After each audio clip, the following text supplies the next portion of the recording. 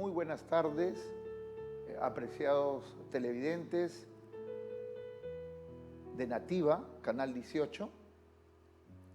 Es para mí un privilegio poder compartir una enseñanza en este domingo y tenemos como parte de esta enseñanza la humildad. El título que le hemos puesto es La humildad, base del carácter cristiano. Isaías 57:15 manifiesta lo siguiente: porque así dijo el alto y sublime, el que habita la eternidad y cuyo nombre es el Santo. Yo habito en la altura y la santidad, y con el quebrantado y humilde de espíritu, para hacer vivir el espíritu de los humildes y para vivificar el corazón de los quebrantados. Isaías 57:15. Estimados amigos, el día de hoy vamos a tocar un tópico, un tema que tiene relación con la humildad. La humildad y el carácter del cristiano.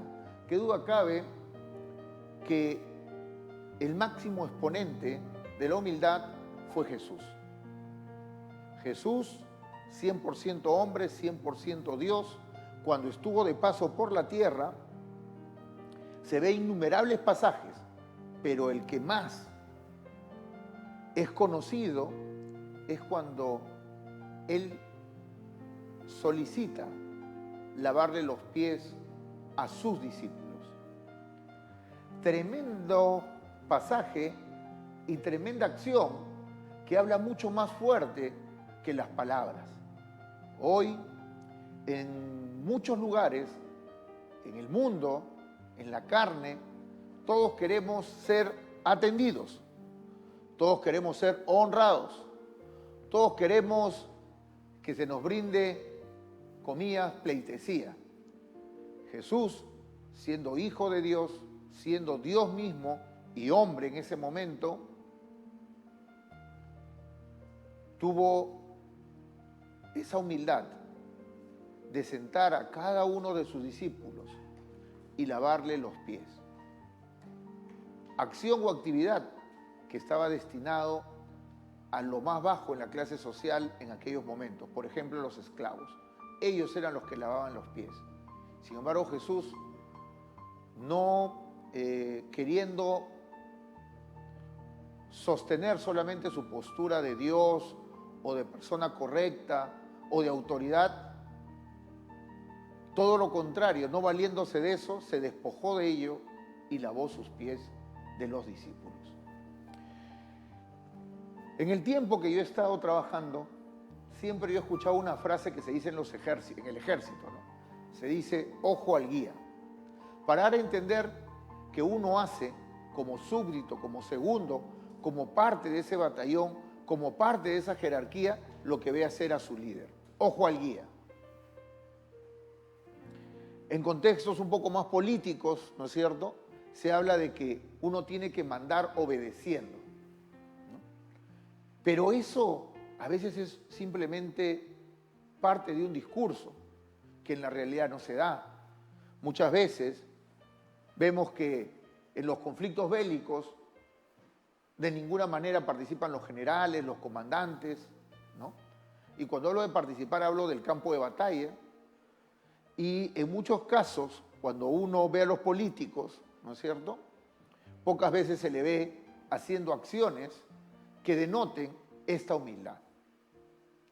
Por otro lado, humildad no necesariamente se refiere a una persona pobre o que vista mal o que vista, digamos, de manera inadecuada. Porque muchas veces nos hemos encontrado con gente pobre que es soberbia. ¿Cómo es eso, amigo? Muy sencillo. Normalmente, la pobreza va asociada a la humildad en un concepto equivocado, porque ser pobre no necesariamente es ser humilde, pero la gente confunde y cree que es sinónimo. la humildad en el término cristiano tiene que ver con la humildad de corazón. Y pueden haber muchas personas pobres que sean soberbias, dicho de otra forma, que no son humildes. Se habrán percatado, porque estoy casi seguro de ello, que a veces nos hemos aproximado por un tema de querer apoyar, de querer bendecir, de querer mejorar en algo la vida de una persona que está pasando necesidad o carencia y ha venido a decirte algo así como esto, ¿no? No, yo no necesito ese pantalón en buen estado que tú me estás ofreciendo. ¿Acaso yo estaré mendigando? No, llévatelo, no lo necesito. Aun cuando ese pantalón, ese vestido, esa zapatilla está en mejor condición de la que esta persona tiene. Y también te habrá pasado que hay personas que están a lo largo y ancho de nuestro país, en este caso me refiero específicamente a Lima, porque me ha pasado, que yo comprando mi pan calentito, le he regalado un pan a una persona que veo que está pidiendo apoyo, se dice limosna, pero yo digo apoyo, y me dice, no, llévate tu pan, o te lo tira, ¿no? Lo tira al suelo. Yo lo que te estoy pidiendo es dinero, ¿no? Entonces, vemos que lo primero que hay que descartar es que la humildad sea sinónimo de pobreza, porque pueden haber pobres soberbios, como hay ricos soberbios, y así como hay ricos humildes, y pueden haber pobres que sean también gente humilde, porque la humildad no se mide en relación al patrimonio, no se mide en relación a la ropa, sino se mide en el fondo de tu corazón, en tu interior, ¿ok? Eso es lo primero que tendríamos que decir. Luego, tenemos que señalar, porque la palabra en varios momentos da esta precisión, de que Dios resiste al soberbio. Dios no quiere saber nada con una persona que es altiva, soberbia, que se cree la última Coca-Cola en el desierto, como dicen los muchachos, ¿no? Dios a esa persona la tiene de lejos y por el contrario, atrae, se aproxima, se junta con los humildes, con la gente que es humilde de, sobre todo, corazón. Por otro lado, ¿no es cierto? Hay gente que cree que la humildad está relacionada al tema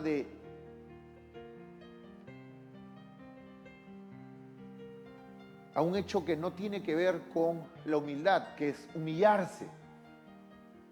Señores, humillarse solo a Dios. Después de Dios, no hay ninguna otra persona que merezca nuestra humillación. La humillación solo es a Dios. Ningún hombre, por más cargo que ostente, por más posición que tenga, por más dinero que tenga, es digno de tu humillación.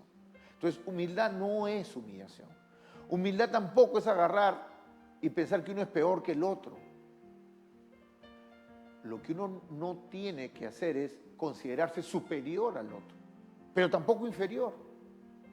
Entonces, hay ahí algunas cosas o criterios, ¿no?, que tienen que cambiar, o mejor dicho, tenemos que precisarlos para cuando hablamos de la humildad. Entonces, ¿no?, cuando hablamos de humildad no estamos hablando de gente que se humilla a los hombres, no estamos hablando que se arrastre a los hombres, no estamos hablando de felpudini, no estamos hablando de lustrabotas, no estamos hablando de gente patera, estamos hablando de gente, ¿no es cierto?, que teniendo claro lo que es y sabiendo sus defectos y sus virtudes, sirve de la mejor manera. No se jacta, no da juicios, ¿no?, inflamados o maledicentes en contra de personas, y por el contrario, sabiendo su posición de cristiano, de hijo de Dios, trata de llevar con calma las cosas y con humildad, no creyéndose más, pero tampoco creyéndose menos. ¿Ok?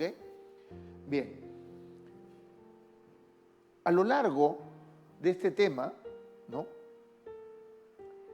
tenemos que advertir que la humildad es una virtud que es base del resto de las otras virtudes. Porque es muy difícil encontrar personas humildes. Sin embargo, eso hace que otras virtudes fluyan con mayor intensidad. Y en muchos casos, cuando elaboraba esta enseñanza, Dios también nos hablaba a nosotros muchas veces.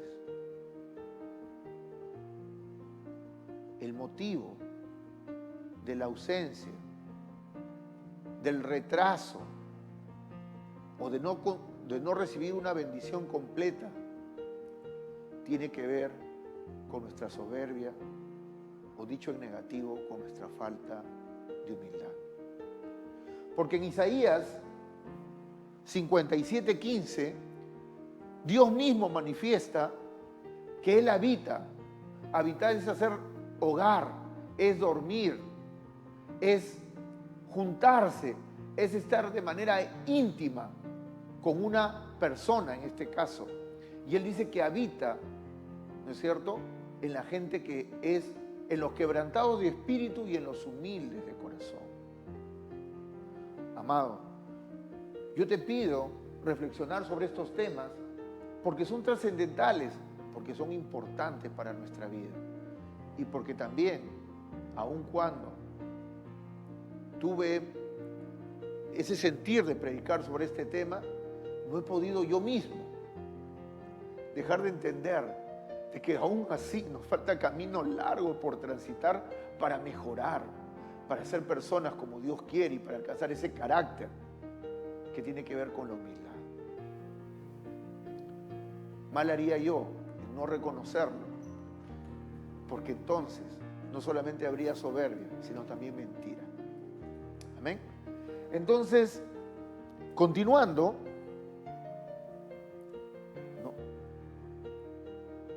hoy vamos a tener algunos tips, porque yo soy de aquellas personas que cree que no solamente hay que dar el marco teórico, hablar de los personajes que en la Biblia han transitado por la humildad, hablar de Jesús, cosa muy relevante, muy importante, pero eso es como la base.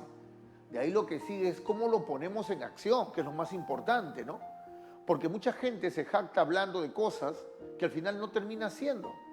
Y como hemos comentado, más importante, o nuestras palabras son más fuertes, o mejor dicho, los hechos hablan más fuerte que tus palabras, ¿no? Entonces es mejor hacer que hablar. En esa medida, ¿no es cierto?,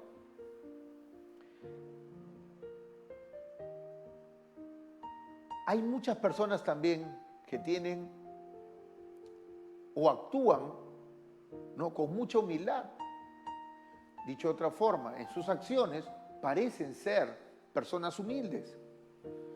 Pero hemos dicho que Dios, que juzga los corazones y los pesa, no está hablando de lo exterior, sino de lo interior. Y aquí un pequeño consejo. Yo mismo, cuando hemos estado en la iglesia, ¿no?, advertía que tenía que saber escuchar, que tenía que ser prudente, que tenía que medir mis palabras, que tenía que acercarme con una sonrisa a los hermanos, que tenía que predisponer de mi tiempo, ¿no? Y sin embargo, quizás todo eso era parte, ¿no?, como de un guión. Pero la pregunta es, a la interna, en tu corazón, ¿tú estás sintiendo todo eso? Porque tú puedes engañarle al hombre, puedes engañarle al pastor, puedes engañarle al apóstol, al profeta, pero ¿le podremos engañar a Dios? No nos equivoquemos. Nadie puede engañar a Dios, porque Dios conoce nuestro corazón. Incluso Él nos conoce más que nosotros mismos. Amén. Y ojo, aún tomando acciones, posturas correctas que denoten humildad, si en la interna, si en tu interior no hay humildad, amado hermano, podríamos concluir que todavía hay un camino por caminar, hay un camino por transitar. Dicho en otras palabras, todavía no somos personas humildes. Amén.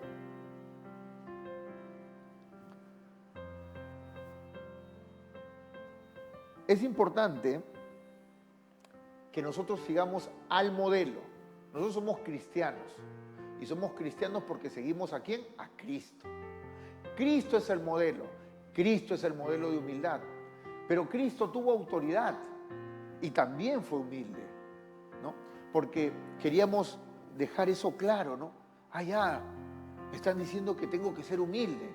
Entonces a partir de mañana ya no opino, ya no hago, ya no trabajo de la manera que creo, veo que mi trabajo es menor, es un trabajo que no está bien hecho, porque me vuelvo muy exhaustivo conmigo mismo, aun cuando tu trabajo sea mejor que el de la mayoría de los otros colaboradores que están en la empresa, que están en la iglesia. Eso no quiere el Señor. Lo que te quiero decir es que analicemos la humildad como algo que tenemos que incorporarlo no solamente en los hechos, sino también en nuestro corazón, que a veces es mucho más difícil, porque esa parte interna ni siquiera nosotros la entendemos y comprendemos bien. Amén. Luego,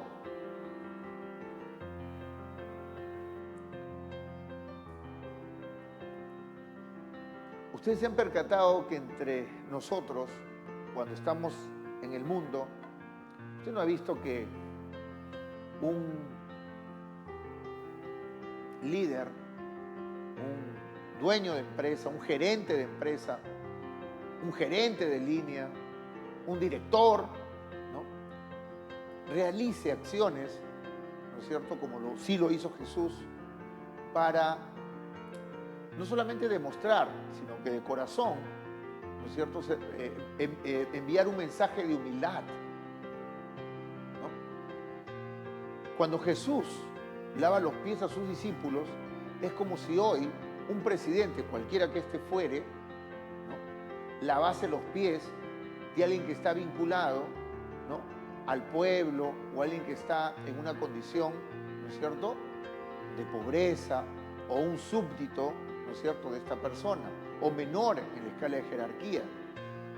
No se ve eso, ¿no? Y sin embargo, nosotros los cristianos, ¿no?, se nos pide que hagamos aquello que hemos visto hacer a nuestro líder. Nuestro líder es Jesús. En consecuencia, nosotros tenemos que seguir las pisadas del Maestro, las huellas del Maestro, y así como Él lo hizo, nosotros tenemos que hacerlo. No sé si solamente será lavadas de pies, secado de sudor o alguna otra acción, servicio, atender a nuestros colaboradores, aun cuando nosotros fuéramos los jefes.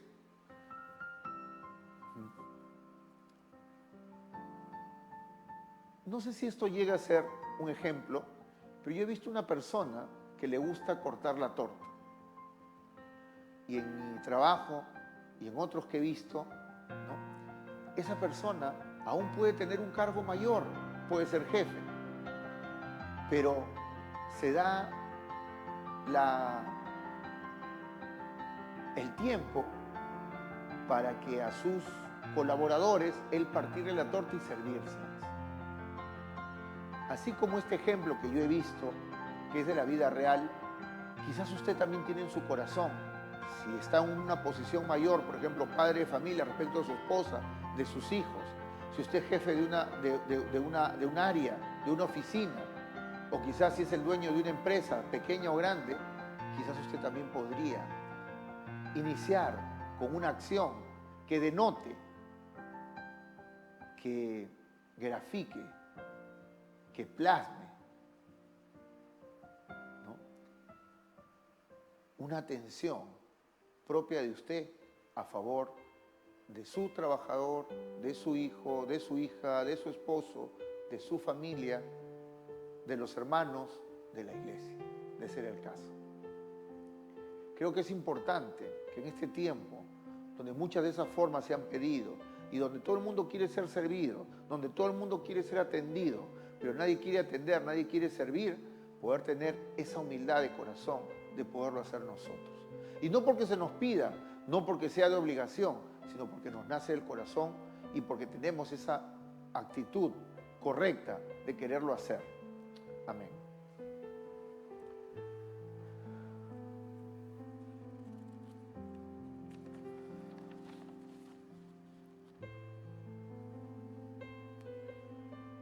Hay una ilustración que me gustaría compartir con ustedes.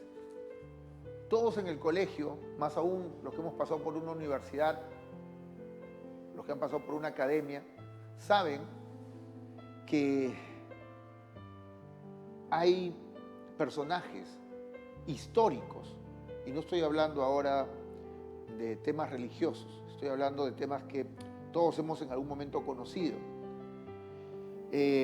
Todo el mundo entiende y sabe que Grecia fue un foco cultural importante de ideas, de pensamiento, que hasta el día de hoy son estudiadas, hasta el día de hoy trascienden. Y en ese grupo están los filósofos. Y hubieron 3 de ellos que siempre los vamos a escuchar: Sócrates, Platón y Aristóteles. Incluso ellos son anteriores al cristianismo. Incluso ellos son anteriores a la formación de Grecia, porque ellos pertenecían a Atenas, por lo menos a uno de ellos, del que voy a hablar el día de hoy.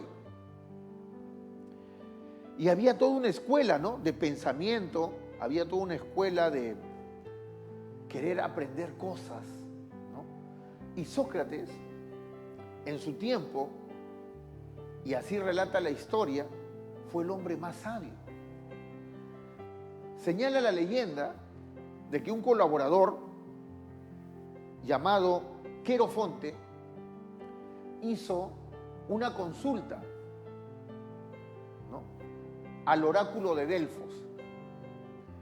El oráculo, ¿no es cierto?, venía a ser como un lugar donde se solicitaba revelación para saber determinadas cosas vinculadas a la política, al quehacer de la sociedad, ¿no? Y este oráculo, ¿no?, determinó y señaló que el hombre más sabio de ese tiempo era Sócrates. Y Querofonte se lo fue a consultar a Sócrates. No se tienen obras escritas de Sócrates, pero su alumno más famoso fue Platón. Pero Sócrates no creyó en eso. Y no creyéndolo, fue a consultar a las personas más reputadas y sabias respecto de temas específicos, y él, a partir de su pensamiento socrático, que se llama, le comenzaba a hacer consultas, pregunta tras pregunta relacionada al tema que supuestamente era de interés y de conocimiento de esas personas. Al fin de cuentas, él llegó a enterarse y a conocer que todos ellos, aún respecto de los temas que enseñaban, que eran peritos, que eran personas que conocían y sabían, no tenían el conocimiento absoluto de ese tema. Eso, en otras palabras, ellos no conocían a profundidad el tema. Y al final de toda esta historia, ¿no?, él llega a la conclusión de que la sabiduría o la gran sabiduría que a él se le atribuía provenía del reconocimiento de su propia ignorancia. ¿Cómo es esto? Que él era consciente que no sabía nada. La frase que se le atribuye a él es: yo solo sé que nada sé. Entonces, él, al saber que era consciente de que no sabía, pues entonces sabía algo. Mientras que los otros que decían conocer respecto de un tema y al final él podía determinar que no lo conocían a profundidad o no tenían el conocimiento global, absoluto del tema, señalaba y advertía de que esas personas no eran conscientes que no sabían. Entonces, el solo hecho, la sola idea de saber que no sabía, lo hacía a él ser el más sabio en su tiempo. Pero, ¿cuánta humildad tenía que haber en ese personaje que a todas dudas nosotros sabíamos y sabemos hoy por la historia, era un hombre sabio? Dicho de otra forma, no es que no supiera nada. Probablemente él sabía más que los personajes de su generación. Y probablemente tendríamos que decir que sabía algo, sabía mucho, ¿no? Pero el conocimiento es tan infinito que una sola persona, por más capacidad que tenga, no puede conocer de todo. Y necesariamente somos gente ignorante en muchas cosas, porque ignoramos. A la gente no le gusta que le digan ignorante. Ignoramos de muchas cosas y en la medida en que ignoramos somos gente ignorante. ¿Ok? Pero a él, considerándolo un maestro en su tiempo, hasta ahora su pensamiento ha trascendido. Él se consideraba a sí mismo de manera humilde que él solo sabía que no sabía. Ciertamente, me he topado pocas veces con personas tan entrañables que, siendo personas muy reputadas, con mucho cartel, con mucha fama, son personas humildes, que están y reconocen, ¿no?, que deben, por ejemplo, ¿no?, escuchar incluso a un predicador joven que recién o por primera vez está, a veces en las iglesias, hablando de algo que nos compete. Vemos que cuando vemos a una persona que tiene un estudio inicial muy digamos, de forma primariosa, de forma inicial, ¿no? El pastor o la persona que está en el liderazgo mayor se retira, ¿no?, y se va a su oficina, ¿no? O los líderes se retiran y se van a su oficina y vuelven cuando ya acaba. Se ve en otras ocasiones, ¿no es cierto?, gente de Dios que invita a otras personas, ¿no?, y lo atiborran y no lo tratan con decoro. O muchas veces vamos a iglesias, a mega iglesias, ¿no?, y donde a veces la persona que está a cargo de la iglesia tiene mucha seguridad, no te dejan acercarse, él tampoco no quiere estar compartiendo con esas personas que pudieran haber venido de tan lejos, ¿no? Y no se trata de hacer tumulto y no se trata de hacer desorden, pero podríamos, y solamente digo eso, ¿no?, podríamos tener un poco más de carácter cristiano y no parecer o actuar como en el mundo o parecer superestrellas y más bien ponernos al servicio de los demás. Amén. Entonces, creo yo que en todo tiempo, ¿no?, vemos estos personajes que son gente importante, que son gente trascendente, ¿no?, y que sin embargo, ¿no?, no pierden la humildad. Y al no perder la humildad se hacen aún más renombrados, se hacen más sabios, se hacen más entrañables, se hacen más reconocidos. Porque en la medida en que tú encuentras una persona humilde, es difícil que la dejes de lado, es difícil que no se le tome en consideración, que no se le tome en cuenta. Porque hoy por hoy escasea la humildad en la sociedad. Escasea la humildad en nuestras autoridades. Escasea la humildad en las personas que están ocupando posiciones de dirección y de decisión. y cuando hablo de esto es en general, porque no me estoy refiriendo a un personaje en particular, sino hablo de lo que vemos a nivel del Perú y del mundo. Hay mucha gente que se siente muy gustosa, ¿no?, en lo profesional, cuando le dicen doctor, sí doctor, dígame doctor, por favor, ¿no? No, yo no soy abogado, no me digas licenciado, dime doctor, ese es mi título, ¿no? Cuando yo en la universidad donde fui y tuve maestros de primer nivel, eran personas que en vez de alejarnos, que en vez de mostrarnos sus títulos, atraían a los alumnos para poder conversar, para poder debatir ideas, para poder aproximarse, no en una posición de, oh, yo soy acá el profe, ¿no?, sino más bien como querer acercarse en una posición de igualdad y para poder compartir.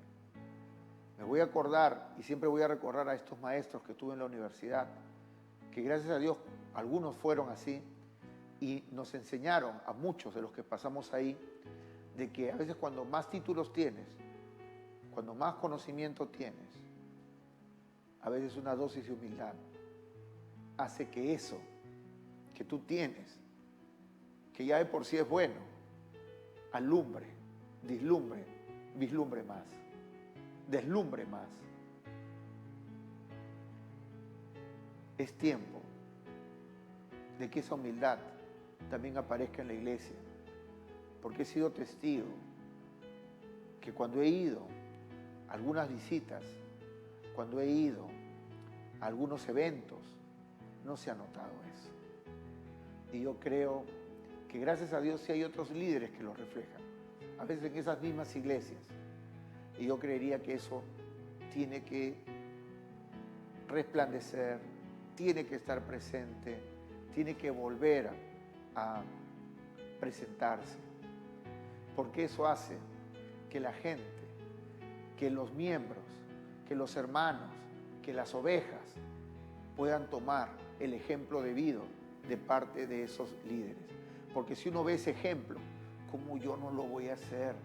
¿Cómo yo no lo voy a llevar a mi iglesia? ¿Cómo yo no lo voy a poner en práctica frente a mis discípulos o frente, ¿no es cierto?, a las personas que tengo bajo mi jerarquía?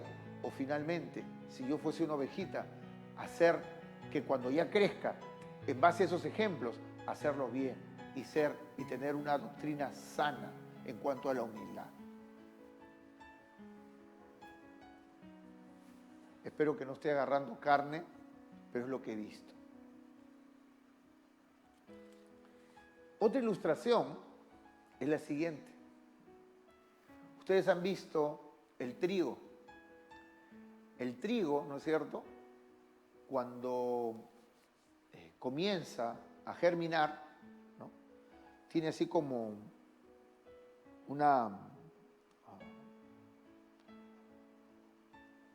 en los lados donde termina, ¿no es cierto?, el trigo, se comienzan a formar, ¿no?, cierto tipo de, el fruto que es el trigo, y se comienza a doblar, ¿no? Porque primero la planta crece, digamos, erecta, crece hacia arriba, ¿no? Pero en la medida en que el fruto va saliendo, el peso, ¿no es cierto?, de ese producto, de esa bendición, hace que la planta se doble. Y ustedes han visto que esas espigas que tiene el trigo, cuanto más tiene, cuando es una planta de trigo abundante, sobreabundante, más cerca del piso está. Esta ilustración es muy simpática, se la escuché a un predicador, y es que, hermano, si usted en este tiempo, si este es un tiempo en el que usted ha sido bendecido, ya fue bendecido en la iglesia, fue bendecido en su trabajo, fue bendecido en su empresa, fue bendecido en su familia, ¿no?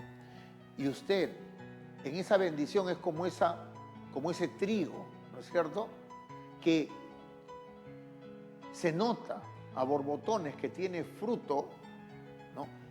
Usted lo que tiene que hacer es estar más pegado del suelo. ¿Qué significa estar más pegado del suelo? significa estar agarrado de la mano de Dios. Y ese hecho de estar más cerca del suelo viene en relación a la oración, a buscar intimidad con tu Creador, con tu Dios. Porque si has sido una persona que ya ha sido bendecida y que está llevando fruto, entonces la humildad que está en el corazón tuyo tiene que hacer que haya mayor servicio de parte tuya. Tiene que haber más oración de parte tuya. Y tienes que acercarte a tu Creador, a dar gracias, a bendecirlo, a honrarlo, ¿ok?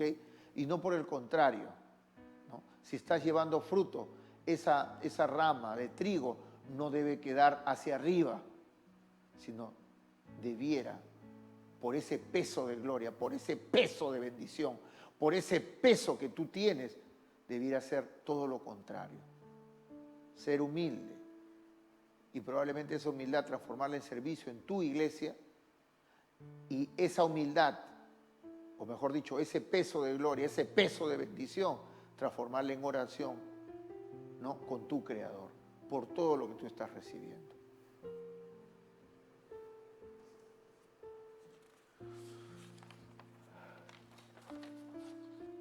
Me interesa porque hay un pasaje bíblico en el que Jesús, a través de una parábola, nos muestra cómo es un cristiano de carácter humilde. Y me encantan las parábolas porque se tratan de situaciones reales. Es lo que nos gusta. Porque a veces uno habla la humildad y el concepto y la raíz griega y la raíz hebrea o aramea o china. Y claro, para el conocimiento es interesante, pero eso ¿cómo lo pongo en práctica? Y entonces Jesús nos lleva a Lucas 14, versículos 7 al 11, y nos dice lo siguiente. Jesús comenzó a referir una parábola a los invitados, cuando advirtió cómo escogían los lugares en honor en la mesa. Y dijo así: cuando seas invitado por alguien a un banquete de bodas, no tomes el lugar de honor, no sea que el que haya invitado a otro más distinguido que tú, y viniendo el que te invitó a ti y a él, te diga, dale el lugar a este. Y entonces, avergonzado, tengas que irte al último lugar. Sino que cuando seas invitado, ve y siéntate en el último lugar, para que cuando llegue el que te invitó, te diga, amigo, ven más adelante. Entonces serás honrado delante de todos los que se sientan a la mesa contigo. Porque el que se engrandece será humillado, y el que se humille será engrandecido. ¿No? ¿A cuántos de nosotros nos ha pasado que queremos estar en las primeras bancas de la iglesia? Que queremos estar en las primeras bancas de la misa, del culto, que queremos estar en las primeras bancas del evento, del taller, de la exposición, de la clase, ¿no?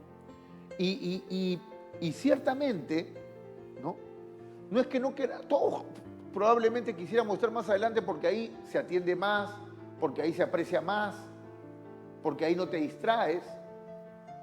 Pero aquí te indican que si tú eres invitado a una boda, si tú eres invitado a una ceremonia, ¿no? Tú agarras y humildemente ya estás, ya has sido invitado, has sido tomado en cuenta. No te sientes o no vayas como quien dice, bueno, ya me invitaron, entonces me voy adelantito, juntamente con los familiares. O me voy a la mesa de honor, o me voy a las mesas que están cerca, ¿no es cierto? En este caso fuera una boda, ¿no? A los novios y a la familia, sino siéntate en una mesa lejana y, de ser el caso, el que te invitó te dirá, oye, a ti no te corresponde estar acá, ven a la mesa de honor, siéntate en una mesa más cercana, y en esa medida la gente que ve que tú te has ido al fondo y luego has sido invitado a presidir o a estar al costado o a estar en la mesa de honor o a estar cerca de la mesa de honor, se verá, ¿no es cierto?, que te han honrado, que te han, si valga la redundancia, te han dado un lugar, ¿ok? Pero no te lo des tú, sino que te lo dé aquel que te invitó. ¿Ok? Entonces, qué interesante lo que dice Jesús, porque lo que dice la palabra es aquello que nosotros tenemos que hacer. Y Él pone una situación práctica y nos dice cómo debemos comportarnos. A veces va a pasar, y me ha pasado, que me invitan a predicar. Y aún así, yo no puedo agarrar y tomar, por un tema de cortesía, por un tema de ética ministerial, irme a sentar adelantito. Porque adelante pueden estar los líderes de la iglesia, puede estar el pastor, su esposa, sus hijos, y no me corresponde ese lugar. Yo normalmente tomo de la segunda carpeta, de la segunda banca para atrás. Normalmente también en la ética cristiana, cuando a ti te invitan, va a venir un mujer y te va a decir, oye, pásate adelante, ¿no es cierto? Y no me siento atrás por una sencilla razón, porque en un momento me van a llamar para que yo pueda salir a predicar, entonces me siento un poco adelante. Pero no voy directamente a la primera banca, sino ya es el pastor de la iglesia el que me dice, por favor, ministro, venga más adelante. Y entonces uno se siente cómodo y tranquilo, ¿ok?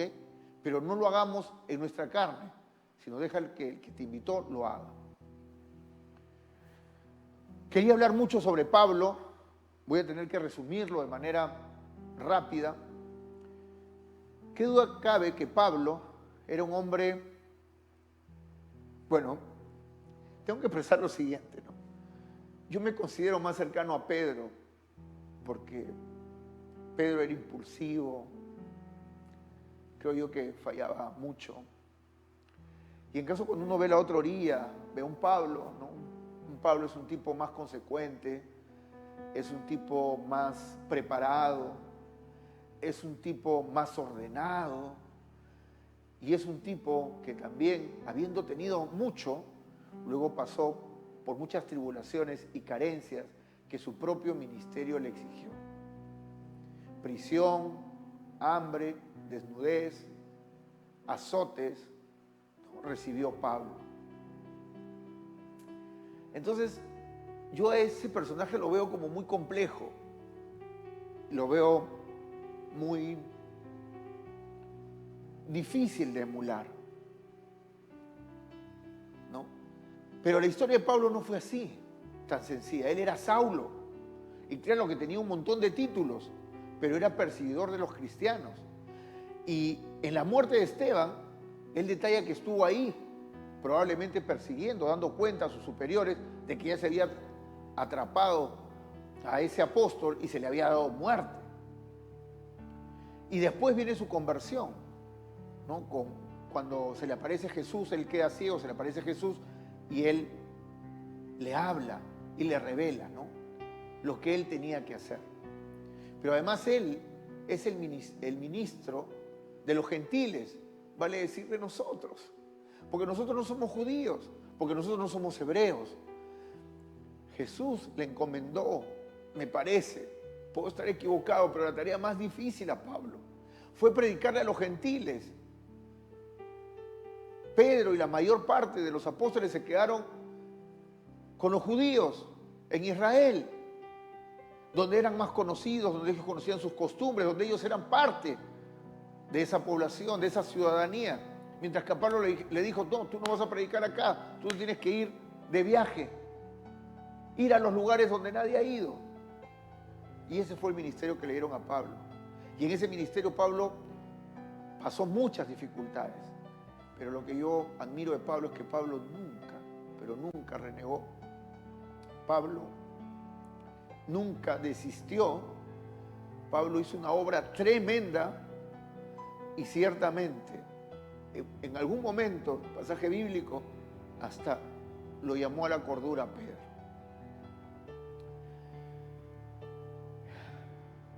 ¿Qué más tengo que decir? Pablo incluso sufría de una enfermedad que no le fue quitada. Y sin embargo, él continuaba sirviendo con la misma pasión, con la misma humildad, con el mismo amor, con la misma dedicación que los otros apóstoles, y yo diría, y más. Amén. Para saber quién era Saulo, luego denominado Pablo, ¿no?, que algunas personas traducen como pequeño, ¿no?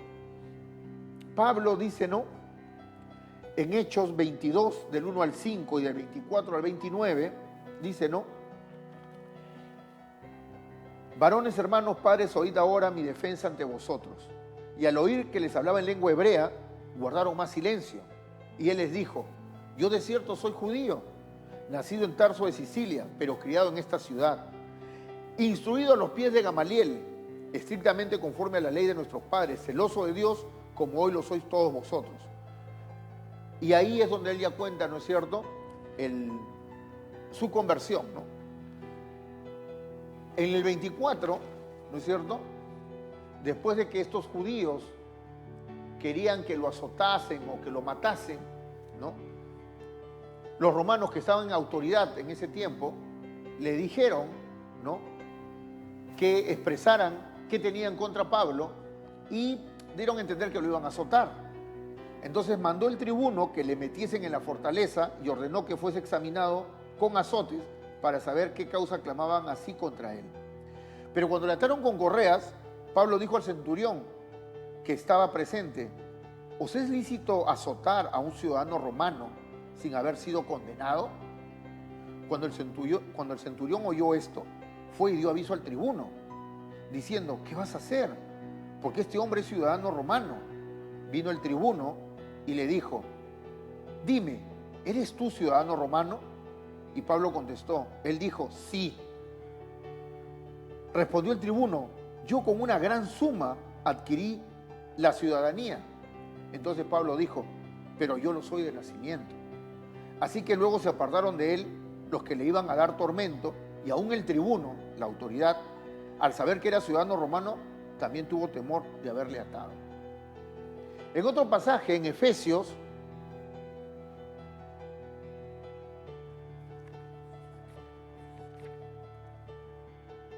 en Filipenses 3, ¿no?, dice 3:4 en Filipenses, dice, aunque yo tengo también de qué confiarme en la carne, si alguno piensa que tiene de qué confiarse en la carne, yo más, circuncidado en el 8º día, del linaje de Israel, de la tribu de Benjamín, hebreo de hebreos, en cuanto a la ley fariseo, en cuanto al celo perseguidor de la iglesia, en cuanto a la justicia que es en la ley irreprensible. Pero cuanto esas cosas eran para mí ganancia, las he estimado como pérdida por amor a Cristo. Y ciertamente, aún estimo todas las cosas como pérdida por la excelencia del conocimiento de Cristo Jesús, mi Señor, por amor del cual lo he perdido todo y lo tengo por basura para ganar a Cristo. Amados, todos los títulos, su color de piel, su apellido, su posición económica, su posición social, Pablo las estimó como basura con tal de estar a los pies y de ganar en el conocimiento de Cristo. Pablo no fue cualquiera. Escribió 14 cartas que forman parte del Nuevo Testamento. El Nuevo Testamento tiene 27 libros, de los cuales 14 fueron escritos por Pablo. Créanme, Pablo era un tipo en su tiempo reputado y yo diría y añadiría sabio. Y sin embargo, él, diciéndose de él mismo, dice, ¿no?, en Efesios 3, del 5 al 9, ministerio que en otras generaciones no se dio a conocer a los hijos de los hombres, como ahora es revelado a sus santos apóstoles y profetas por el Espíritu, que los gentiles son coherederos y miembros del mismo cuerpo y copartícipes de la promesa de Cristo Jesús por medio del Evangelio, del cual yo fui hecho ministro por el don de la gracia de Dios que me ha sido dada según la operación de su poder. A mí, que soy menos que el más pequeño de todos los santos, que fue dada esta gracia de anunciar entre los gentiles el Evangelio de las inescrutables riquezas de Cristo y de aclarar a todo aquel sea la dispensación del misterio escondido de los siglos en Dios que creó todas las cosas. Amén. Amados, nuestro Dios es humilde. En Lucas 25, 51, 52 se ve que Jesús se sometió a las autoridades. En Lucas 9, 58 que vivió una vida sencilla y humilde. En Marcos, que Él nos sirvió y no se sirvió de nosotros. En Filipenses 2:8, que Él fue humillado y torturado por nuestros pecados. En otras palabras, Él también nos sirvió como chivo expiatorio. En Filipenses 2:8 esto lo puede usted encontrar. Y en Lucas 23, cuando ya estaba a punto de morir en el 34 y 35, Él dice que los perdone. Que los perdona a sus angustiadores, a aquellos que le hicieron daño. Y yo le quiero decir, ya acabando, que cuando decimos que el Señor habita en los humildes, que cuando decimos que el Señor, ¿no es cierto?, mira de lejos al soberbio y atrae, mira de cerca al humilde, queremos decirle también, amado hermano, que todo eso, ¿no es cierto?, es de bendición en su vida. Y cuando hablamos de bendición, no solamente hablamos de lo económico, no solamente hablamos de la profesión, de su negocio, no solamente hablamos de su familia, sino hablamos de todo. Hermano, créame que si usted es humilde, Dios está con usted. Y si Dios está con usted, es muy difícil que sus oraciones no sean escuchadas y que sus pedidos no lo sean y que su bendición que usted está esperando no sea atendida.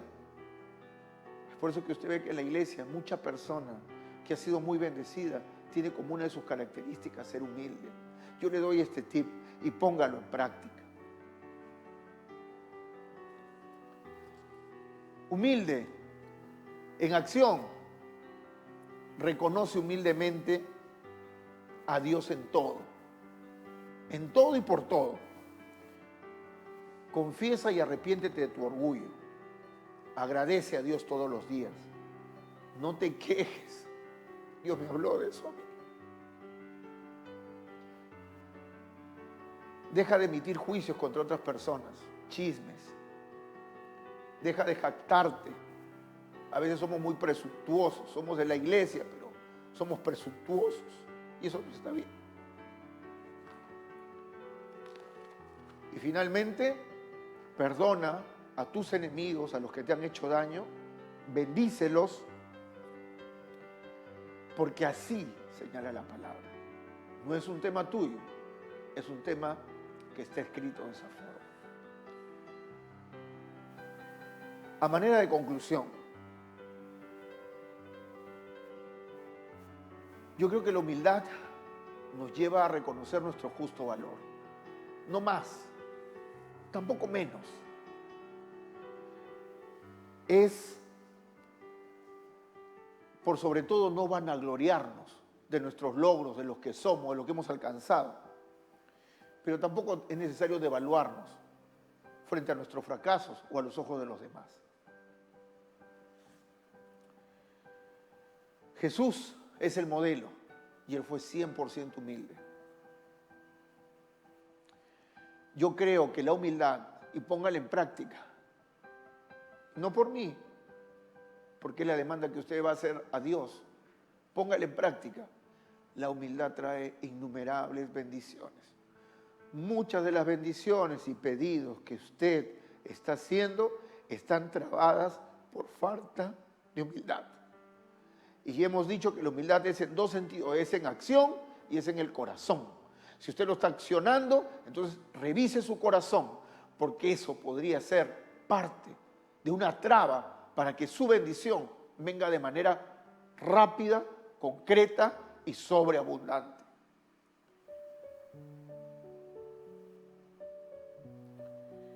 Y no confundir humildad con baja autoestima.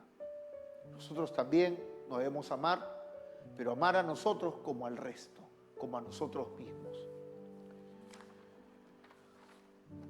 Amado hermano, lo invito a que reflexione, así como en este momento yo he sido llamado a reflexión, para transitar, para caminar y poner en práctica la humildad. Si yo podría desear algo, es que el Señor le hable a su corazón y a su mente para que esta enseñanza sea puesta en hechos y dejemos de lado las palabras y también de corazón seamos humildes y dejemos de lado la soberbia y la jactancia, sabiendo que ese pecado fue el primero que cometió el enemigo, y ese pecado, después de estar en la diestra de Dios, de servir en la mesa de Dios, fue apartado y echado del tercer cielo, y él quiso parecerse a Dios y luego crear su propia estructura y querer competir con Dios. Pero el enemigo no es Dios, Dios es uno. Muchas gracias.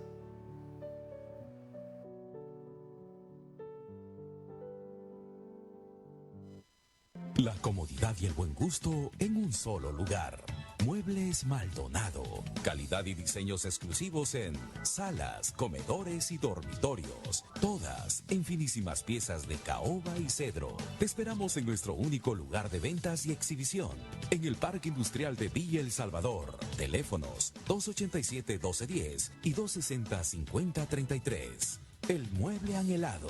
Solo en Muebles Maldonado.